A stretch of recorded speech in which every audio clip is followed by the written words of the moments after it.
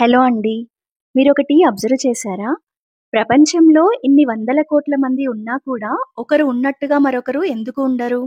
అలాగే కొందరు హైట్‌గా, కొందరు చిన్నగా, మరికొందరు తెల్లగా, కొందరు నల్లగా ఎందుకు ఉంటారు?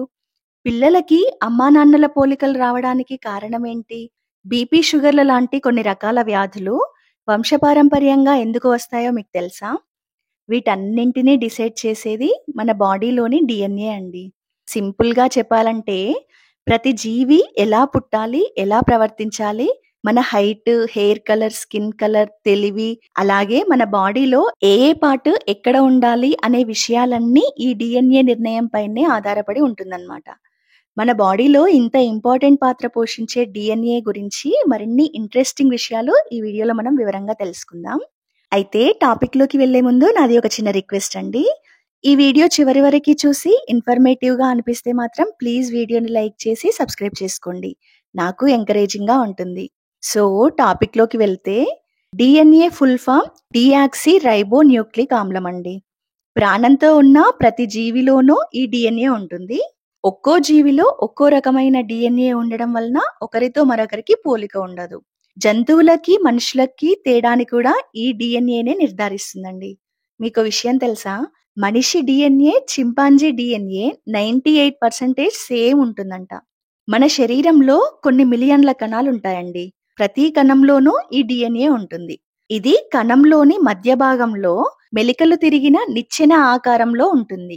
ఈ మొత్తం సముదాయాన్నే మనం క్రోమోజోమ్ అంటాము. ప్రతి మనిషిలోనూ ఒక్కో కణంలో 46 క్రోమోజోమ్లుంటాయి. అయితే ఇవి తల్లి నుండి 23, తండ్రి నుండి 23 క్రోమోజోమ్లు కలిసి ఒక కణంలా ఏర్పడతాయన్నమాట. డీఎన్ఏ ఒక కోడ్ రూపంలో నిర్మించబడి ఉంటుంది.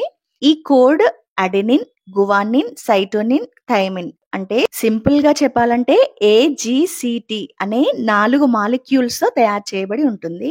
అంటే మన బాడీలో ఈ డిఎన్ఏ కోడ్ అనేది ఏటీసీ, ఏటీజీ, జీటీఏ అని రకరకాలుగా ఉంటుందన్నమాట. ఈ కోడ్ చాలా పెద్దగా ఉంటుందండి. ఎంత పెద్దగా అంటే కేవలం ఒక కణంలోనే 2 మీటర్ల పొడవైన డిఎన్ఏ ఉంటుంది.